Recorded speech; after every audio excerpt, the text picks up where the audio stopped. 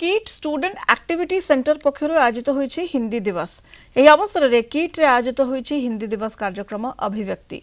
एही अवसर में हिंदी भाषार आजिर स्थिति एवं एहार व्यावहारिक दिग को नहीं कार्यक्रम में आलोचना होइछि। एही अवसर में किट विश्वविद्यालय डीन डॉक्टर कृष्ण चक्रवर्ती, एसोसिएट डीन डॉक्टर हिरणमय नंदन सह पद्मश्री अद्वैत गणनायक, अशोक पांडे, हिंदी कोऑर्डिनेटर डॉक्टर भव्यभूषण प्रमुख ए कार्यक्रम में हिंदी भाषा को नहीं आलोचना करथिले। किपरि हिंदी भाषार प्रचार प्रसार करा जाय परिबो याकु नहीं कार्यक्रम में आलोचना होइछि। विभिन्न क्षेत्र में कृतित्व हासिल करथिबा कुनी प्रतिभा माननकु कार्यक्रम में सम्मानित करा जायछि। शेषरे एही अवसर में किट विश्वविद्यालय छात्र छात्री द्वारा विभिन्न रंगारंग कार्यक्रम आयोजित होइतिला, जोंथिरे महाभारत और रामायण भली पौराणिक कथावस्तु को मध्य हिंदी भाषा माध्यम उपस्थापन करथिले किट स्टूडेंट एक्टिविटी सेंटर छात्र छात्री।